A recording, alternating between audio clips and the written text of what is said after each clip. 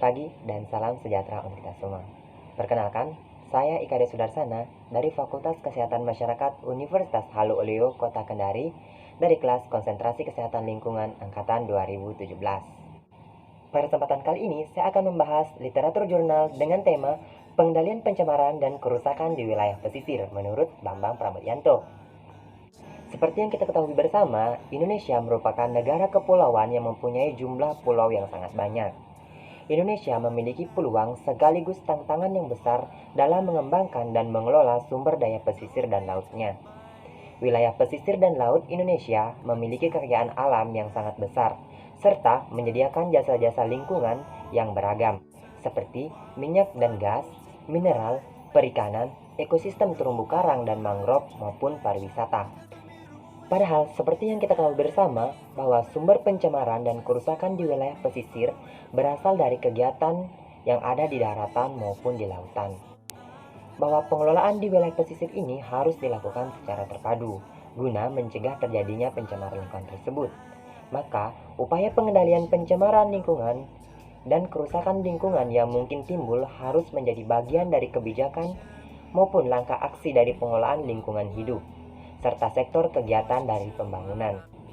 Pada umumnya, sumber daya pesisir dan laut itu dibagi menjadi 4 kelompok. Yang pertama adalah sumber daya yang dapat pulih, kedua sumber daya yang tidak dapat pulih, energi kelautan, serta jasa-jasa lingkungan kelautan. Di mana sumber daya yang dapat pulih antara lain ikan, rumput laut, dan mangrove. Sedangkan sumber daya yang tidak dapat pulih misalnya pasir laut, mineral, maupun gas alam. Sedangkan untuk energi kelautan antara lain gelombang laut maupun pasang surut air laut. Sedangkan untuk jasa lingkungan di wilayah pesisir laut antara lain pariwisata bahari maupun transportasi laut. Lalu permasalahan apa saja yang terdapat pada daerah pesisir? Sebenarnya, permasalahan dalam pengelolaan pesisir di Indonesia pada dasarnya adalah masalah manajemen dan teknis yang sumbernya dari daratan maupun laut. Nah, pengelolaan pesisir belum dilaksanakan secara terpadu, namun masih sektoral. Dalam pelaksanaan program yang didasarkan pada rencana strategis pengelolaan pesisir, tidak disusun dengan melibatkan semua stakeholder dan atau sudah ada rencana strategis, namun pelaksanaan program atau proyek yang berdasarkan pada rencana strategis tidak dibuat atau tidak dilaksanakan dengan maksimal. Seperti yang kita ketahui bersama bahwa laut menerima aliran dari sungai yang mengandung zat pencemar. Selain itu pula, beberapa kegiatan yang sering membuang limbah langsung ke laut, bahkan ada yang secara ilegal.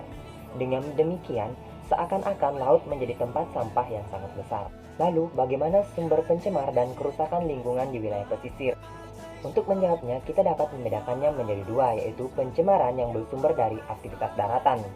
Yang pertama yaitu penebangan hutan, buangan limbah industri, buangan limbah pertanian, buangan limbah cair domestik, buangan limbah padat, konvensi lahan mangrove maupun lamun, reklamasi di kawasan pesisir, di mana hal-hal tersebut akan memberikan dampak atau memberikan distribusi juga terhadap pencemaran di wilayah pesisir.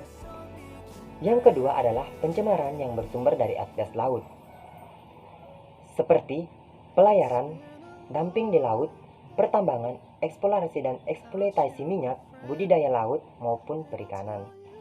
Lalu, bagaimana strategi pengolahan yang dapat kita lakukan?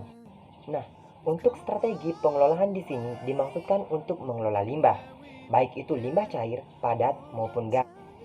Suatu kota harus mempunyai instalasi pengelolaan air limbah domestik terpadu, baik itu limbah padat maupun cairan. Dengan demikian, kualitas air laut di pesisir tetap terjaga.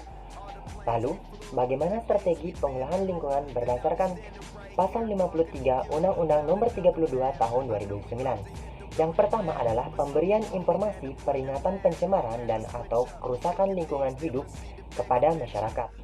Yang kedua, pengisolasian pencemaran dan atau kerusakan lingkungan hidup. Yang ketiga, penghentian sumber pencemaran dan atau kerusakan lingkungan hidup. Sedangkan untuk melakukan pemulihan lingkungan yang terjadi akibat kerusakan lingkungan di wilayah pesisir maupun kepulauan dapat dilakukan dengan cara yang pertama yaitu menghentikan sumber pencemaran dan membersihkan unsur pencemar. Yang kedua, remediasi. Yang ketiga, rehabilitasi. Dan yang keempat, cara lain yang sesuai dengan perkembangan ilmu pengetahuan dan teknologi. Nah, maka dari itu, pentingnya kesadaran kita untuk menjaga lingkungan kita agar tetap bersih dan sehat. Mulailah dari diri kita dengan melakukan hal-hal yang kecil. Nah, itulah tadi yang dapat saya sampaikan mengenai literatur jurnal dengan judul Pengendalian Pencemaran dan Kerusakan di Wilayah Pesisir. Sekian dari saya, terima kasih atas perhatiannya dan sampai